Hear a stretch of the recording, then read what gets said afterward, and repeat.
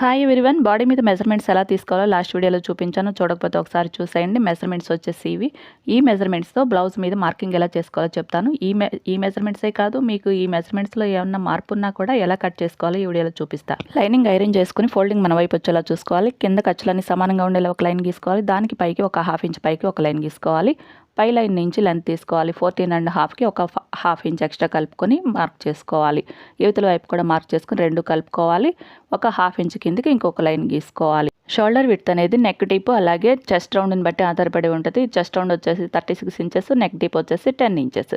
ఈ సైజ్ బ్లౌజ్కి 6 ఇంచెస్ తీసుకుంటే సరిపోతుంది. ఇంకా చిన్న సైజ్ బ్లౌజ్ అనుకోండి 5 ఇంచెస్ లేదా 5.5 ఇంచెస్ తీసుకుంటే సరిపోతుంది. నెక్ విడ్త్ వచ్చేసి 3 ఇంచెస్. నెక్ విడ్త్ మార్క్ నుంచి టేప్ ఇలా క్రాస్గా పెట్టుకుని నెక్ డీప్ మార్క్ చేసుకోవాలి 10 ఇంచెస్ దగ్గర.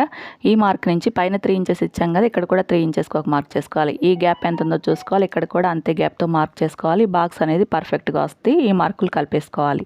షోల్డర్ విడ్త్ 6 ఇంచెస్ తీసుకున్నాం కదా, ఆర్మ్ హోల్ డౌన్ కూడా 6 ఇంచెస్ తీసుకోవాలి. ఈ డౌన్కి మార్క్ చేసిన మార్క్ దగ్గర 6 ఇంచెస్కి ఇంకొక మార్క్ చేసుకోవాలి. ఈ లైన్ అనేది స్ట్రైట్గా వస్తుంది. చెస్ట్ రౌండ్ వచ్చేసి 36 ఇంచెస్, దీన్ని 4తో భాగించాలి. 9 ఇంచెస్ వస్తుంది. ఈ 9 ఇంచెస్ వచ్చేసి చెస్ట్ రౌండ్ మార్క్ చేసుకోవాలి. 4తో ఎందుకు భాగించాలి అంటే మనకి బ్యాక్ పార్ట్ 2 పార్ట్స్ వస్తాయి, అలాగే ఫ్రంట్ పార్ట్ 2 పార్ట్స్ వస్తాయి కాబట్టి 4తో భాగించి వచ్చిన దాన్ని మనం మార్క్ చేసుకోవాలి.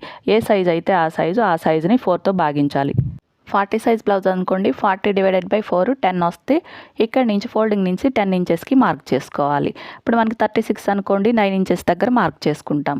అలా కాకుండా 32 సైజ్ బ్లౌజ్ అనుకోండి, 8 ఇంచెస్ వస్తాయి. ఫోల్డింగ్ నుంచి 8 ఇంచెస్ మార్క్ చేసుకోవాలి. సైజుని బట్టి మారుతుంది. ఇది 36 ఇంచెస్ బ్లౌజ్ కాబట్టి 9 ఇంచెస్కి మార్క్ చేసుకోవాలి. ఫోల్డింగ్ నుంచి 9 ఇంచెస్కి ఒక మార్కు, 1.5 ఇంచ్ ఖర్చు కోసం మార్క్ చేసుకోవాలి.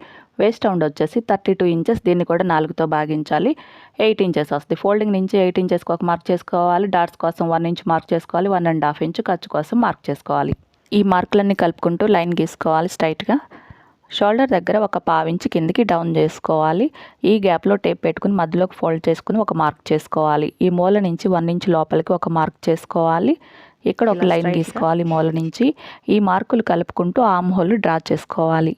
డాట్ మార్కింగ్ కోసం ఈ గ్యాప్లో టేప్ పెట్టుకుని మధ్యలోకి ఫోల్డ్ చేసుకుని ఒక మార్క్ చేసుకోవాలి. ఈ మార్క్ నుంచి పైకి 4 ఇంచెస్కి ఒక మార్క్ చేసుకోవాలి. ఈ గ్యాప్ ఎంత ఉందో చూసుకుని అంతే గ్యాప్తో పైన ఒక మార్క్ చేసుకోవాలి. ఇలా మార్క్ చేసుకోవాలి రెండు వైపులా. సైడ్ 1 ఇంచ్ మైనస్ చేసుకోవాలి. ఇది డాట్ మార్కింగ్ వరకు క్రాస్గా కలిపేసుకోవాలి. ఇలా మైనస్ చేసుకుంటే బ్లౌజ్ షేప్ పర్ఫెక్ట్గా వస్తుంది. ఈ బాక్స్లో నెక్ షేప్ డ్రా చేసుకోవాలి. నేను రౌండ్ షేప్ డ్రా చేస్తున్నాను. మీరు ఇంకా ఏదైనా మార్క్ చేసుకోవచ్చు. మీకు ఈ వీడియో నచ్చితే తప్పకుండా లైక్ చేయండి. మీకు తెలిసిన వాళ్ళకి షేర్ చేయండి. మన ఛానల్ని సబ్స్క్రైబ్ చేసుకోండి. వీడియో ఎలా ఉందో కామెంట్ అయితే పెట్టండి. Thank you for watching.